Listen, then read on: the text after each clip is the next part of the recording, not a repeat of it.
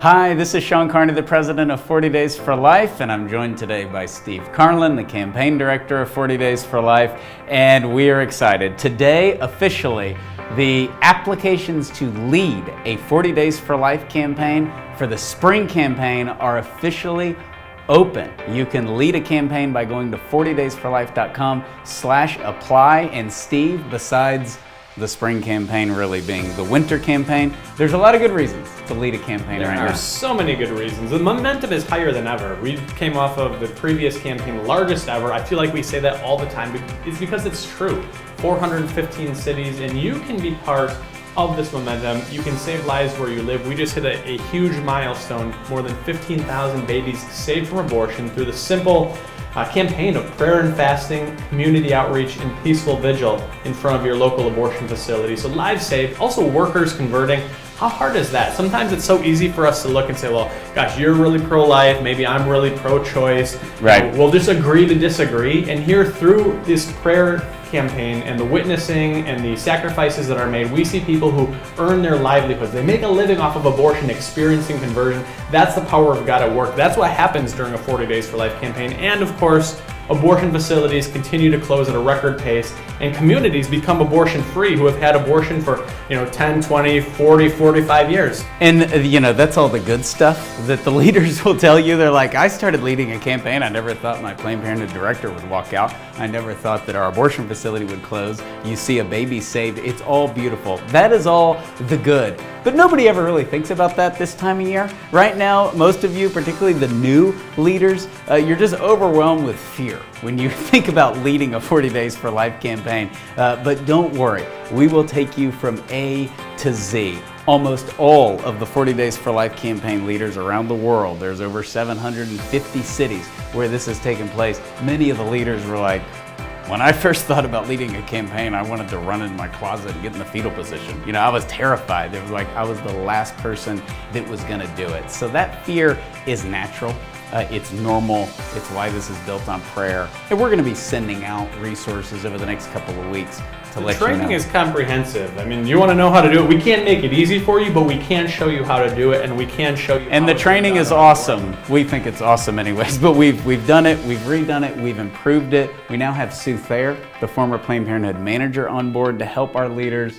You want to know how to recruit volunteers to come pray? We've got training for that. You want to know how to work with the media or social media? We've got that. You want to learn how to troubleshoot some of the problems or do fundraising for your local campaign?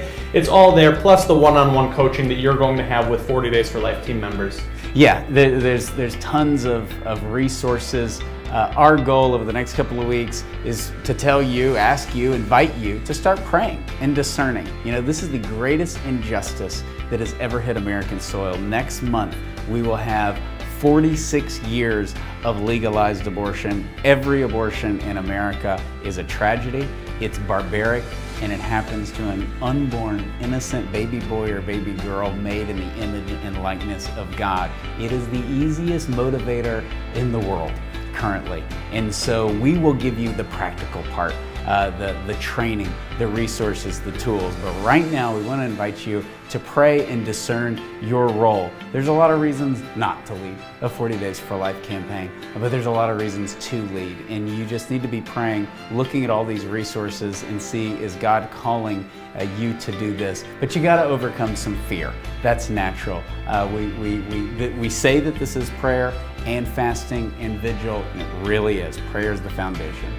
Yeah, and there's a few different types of people who I would particularly encourage to lead a 40 Days for Life campaign. Certainly if you have an abortion facility in your community, that's a great reason to lead it. Maybe you have a Planned Parenthood that, they don't do surgical abortions, but they do the abortion pill. It is critical for you to lead a 40 Days for Life campaign. These pill-based abortions are no less deadly than a regular surgical abortion. This is the direction Planned Parenthood wants to head. If you don't knock out an abortion pill facility, it's only going to get worse. Also, maybe you've got a hospital that performs abortions. Hospitals, I think, have probably closed at a greater rate than Planned Parenthood abortion facilities because a hospital has a specific mission.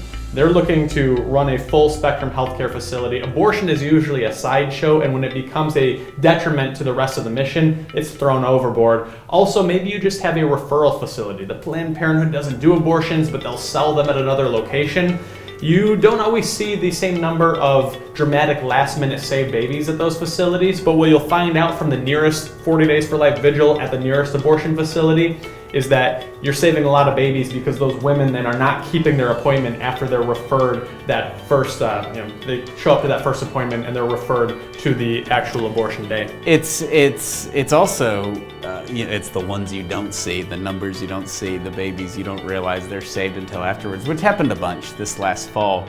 But we're sort of entering into uncharted territory this spring because during the 40 Days for Life campaign, just 2 weeks after the campaign starts, there's a major motion picture that's being released that features 40 Days for Life as the guys that wrote God's Not Dead, Chuck Konzelman and Carrie Solomon, are turning Abby Johnson's conversion story into a major motion picture, and they participate in 40 Days for Life, and they're featuring this peaceful pro-life activism on the big screen. And that's going to be a huge shot in the arm for a lot of our local campaigns, because what's going to happen is people see the movie and then they see the vigil, or they have seen vigils in their community for years and then they see the movie. And so there's a lot of excitement, there's a lot of tools and resources. Pay attention to your email inbox over the next couple of weeks. Applications will remain open and close just before Christmas, and so be sure to apply and apply early so that we can get you